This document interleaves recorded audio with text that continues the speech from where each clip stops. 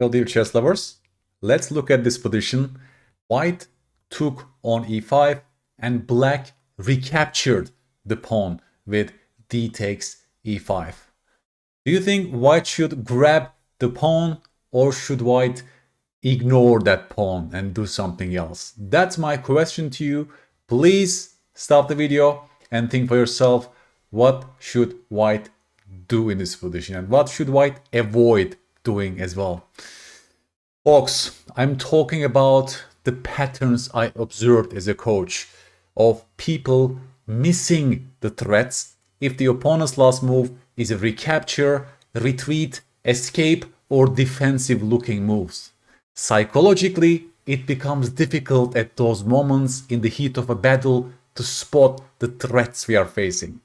I made a course about this which will be published in July. It will be called the Chess Elevator, and a significant part of that course also talks about we identifying threats such as direct threats or even two-move threats, because if you fail at that process, even for a single move, you can lose any chess position.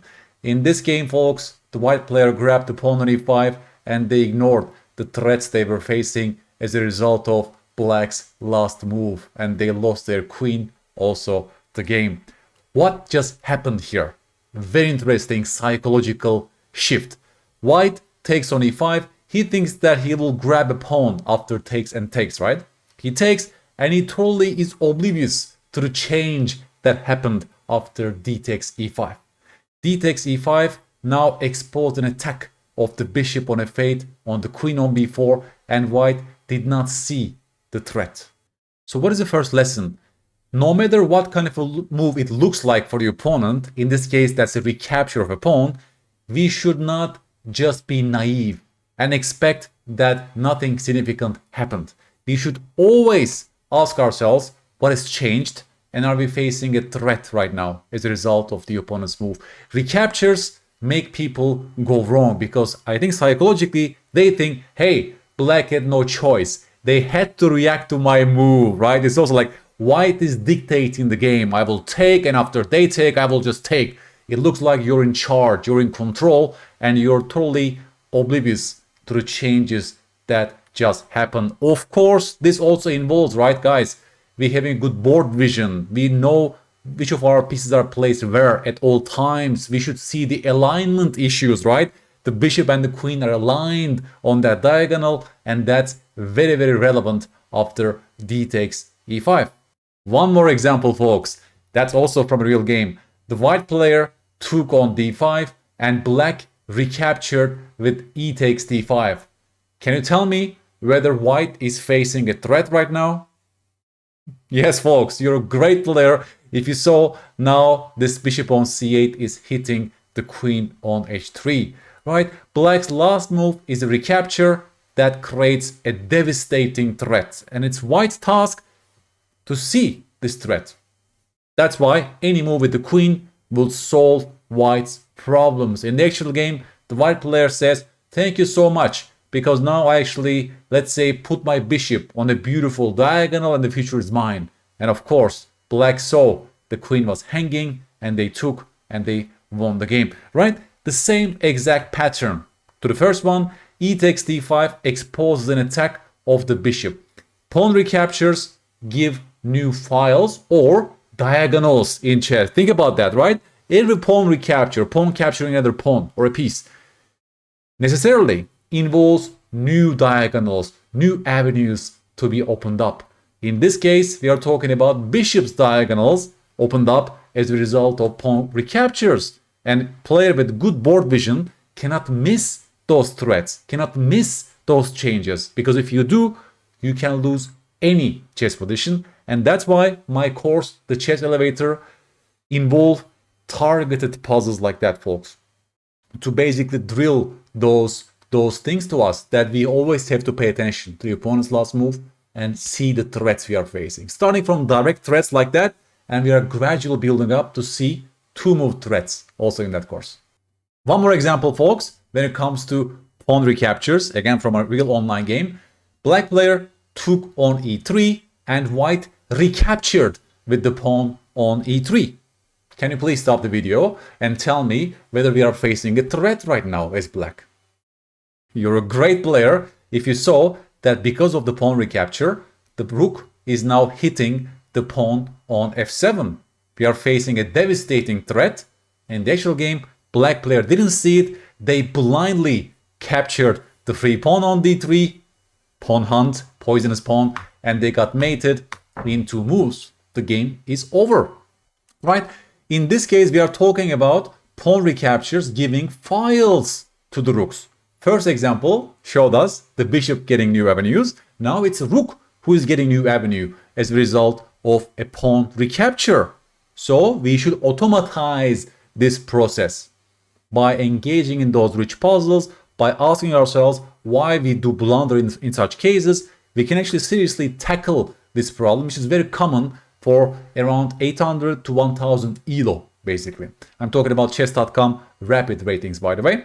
You also see, right, once again, black was only focusing on their plan. First, I will take and I will activate my queen and I will take your pawn on d3. Tunnel vision, right? It's a perfect example of a tunnel vision. Black player calculates a very short line and they go for it directly without asking themselves what is changing as a result of f takes e3. So even if you calculate that line from afar, when you reach this position, you should take a step back, you should slow down, you should evaluate this position right now, right? Then Heisman calls this ABC error, basically, right? If you directly jump for your line, you calculate the sequence and you play the third ply, so to speak, very, very quickly without really asking yourself what has changed, right? You should stop, take a stock before you engage in your calculations, the final move. Just ask one last time, are we facing a threat? Very basic questions. Am I facing some direct threat? Yes. If you do ask yourself that question, you will find the answer. That's why my elevator course, the chess elevator, also involves blunder check puzzles, folks. Before you engage in your move, you have to check whether that move is a blunder that could be directly punished. I will again start from something simple, not blundering a mate in 1, and then we are moving to not blundering a mate in 2. 3-ply calculations also involving blunders. The course is designed to gradually increase the difficulty that is data-driven, that is based on online games that I witnessed, and that's just suited to your level to help you reach the very next step. Now I will show you a little bit more difficult example of missing the threats as a result of recaptures. This position comes from mainline Slav defense. Black took on d3 and white recaptured the bishop with the queen. Now it's your turn, folks.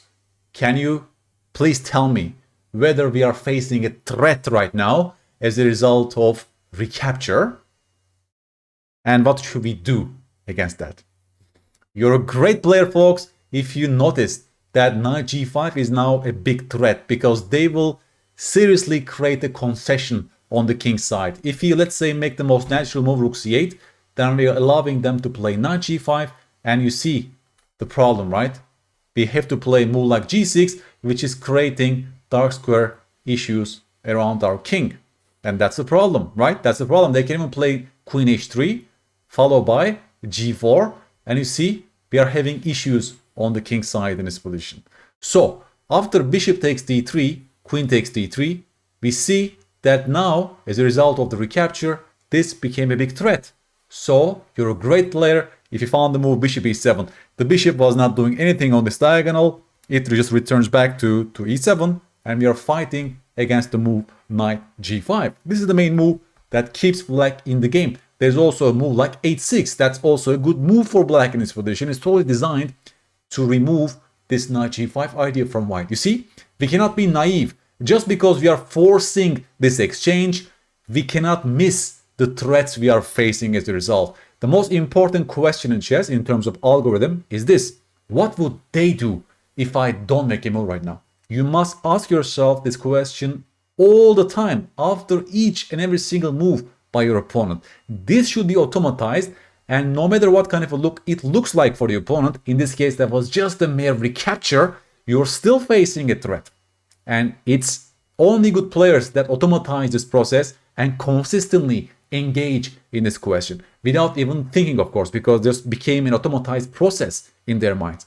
But for club players, for casual players, nothing is automatized yet. So it's very good to go through those videos, like my course, the Chess Elevator, to engage deliberately in those questions to help automatize this process. Folks, the first part of this video talked about recaptures. Pawn recaptures, opening up diagonals for the bishop, or rooks, or piece recaptures. Now we are moving to defensive moves.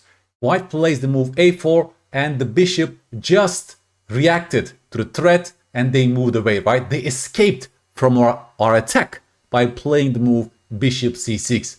And that's when blunders happen. That's when people don't see the threats they are facing. This is from a real online game, and white player played the move, casual move, bishop a5. He was asking for the queen trade and he ignored the opponent's last move, which formed a battery on this diagonal, and black mated white with queen takes g2. Incredible, right? How can they miss this threat? To my mind, it's because it was white who forced this bishop move. If black by themselves played the move bishop c6, I'm almost sure that the white player would not miss this threat because they would engage in the process. Why the hell did they play that move? What's the reason behind this move? Then they could spot queen takes g2. But since it's white who is forcing this bishop to move, white player did not really ask themselves what the threat was as a result of bishop c6. In other words, they interpret this move as a mere escape, as a mere defensive move. We are in charge again, right? So feeling of control. We are controlling this game. We are basically asking that bishop to move away. And this is when blunders happen. White players' algorithm failed at this moment. They did not really ask themselves that they are facing a threat and they lost the game directly. Another beautiful example. White player played the move bishop d3 in an actual online game, folks. And can you, for example, tell me the threat right now? What is our threat as white after bishop d3? Yes, our threat is to play knight takes d6 followed by bishop takes the queen. You see it, right? And black saw this threat and played the move queen f4. Now it's your task. What has changed? What is different right now as a result of the last move?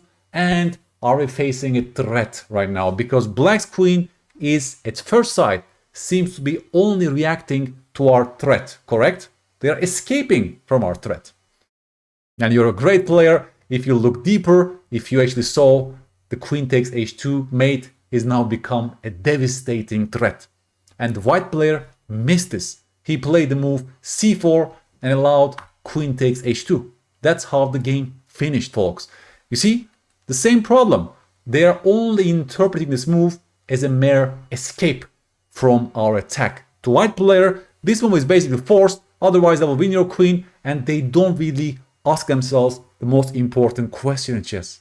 What would they do if I don't make a move right now? And that's why chess is one of the most cruel games out there. A single slip, you can lose any position. Well, the best move is probably rook g2, right? I defend h2 and I take it from there. White is slightly better. Another example, folks.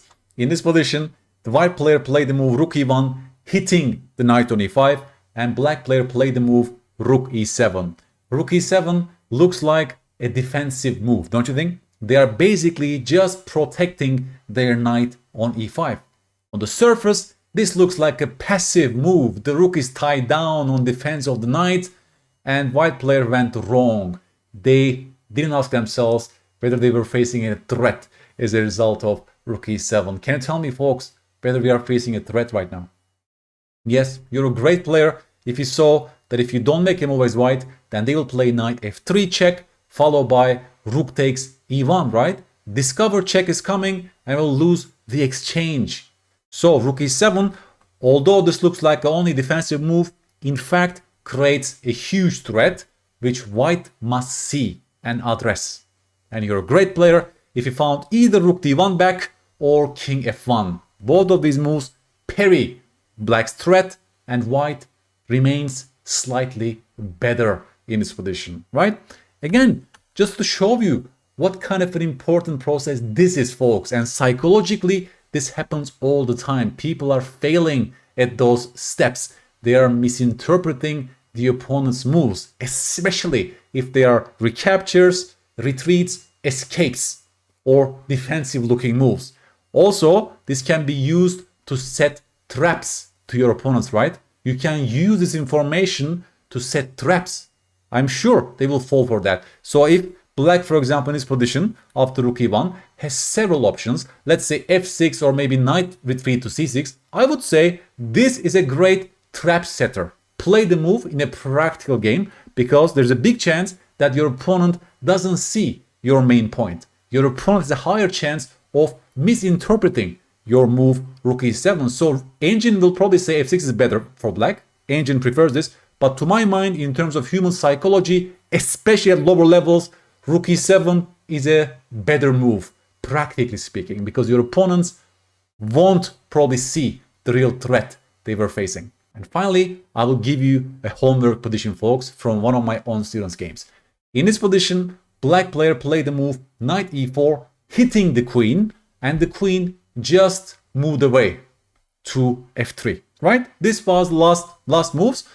Black played knight e4, hit the queen, and the queen just escaped from the attack of the knight by moving it to f3. So now my question is this: what should black play? Please use what you learned in this video. Ask yourself the most important question in chess, and please come up with some nice ideas. Write to me on YouTube. I will give you feedback on each and every one of you folks. Folks, this episode is very important. I find those mistakes fascinating and so interesting as a human coach, right? Because I want to tackle those problems also from on my students' games, right? Again, the basic summary is this. People tend to miss threats if the opponent's last move is a recapture, retreat, escape, or defensive looking move. People have tunnel vision at those moments. People think, I'm the one who's controlling this game. I am taking, they are only recapturing. I'm attacking, they are defending. And those moments, they don't ask themselves the most important question in chess. That what would they do if I don't make a move right now, right? Then Heisman calls this null hypothesis question, right? What's their next move if I don't make a move? Null move hypothesis, yeah? If I don't make a move, what's their next move? Chess is a very cruel game. Single slip in this process, at any moment in the game, you can lose any chess position. Unfortunately, we are not playing soccer or basketball. When you're like up 55 points, who cares? You can make some blunders, you will still win, right? But chess involves constant concentration, constant focus, and if you slip in this process, then the game can be over. And as we talked, you can use this information also for setting traps to your opponents, right? Just make a defensive looking move and they will probably miss the threats they are facing and so on. But I'm here to also help you in a practical sense to drill those examples. And that's why you should check my Chessable course that's coming by the end of July, the Chess Elevator. That is dedicated puzzles just like that you need to see the opponent's next move. Starting from one move threats to moving on to two move threats later on. I will also incorporate blunder check puzzles. Your move is changing something that is giving the opponent opportunity to either mate you or win material. You also need to engage in those puzzles, defensive looking puzzles, which are the core of chess calculation, right? Chess calculation has three basic legs. The first leg is seeing the threat. Your opponent makes a move, you must see the threat you're facing. The second leg, logical candidate move generation. And final leg is the blunder check process, safety check process, right? There's so much focus on step number 2, but there's so little resources on step 1 and 3. That's why I created a course on Chessable last year, my opponent's last move. This was totally about step number 1, leg number 1. And now I'm also working on step number 3, by the way, folks, a blunder check course only for those blunder check puzzles that your move will change something and you will give an opportunity to the opponent, right? I will also give you more information about that later on. But today's video focused on these issues. I hope it was helpful. Please give me a like and subscribe if you like this video, folks. And please check my Chessable course that is coming by the end of July. And I will catch you on the next episode. Bye-bye.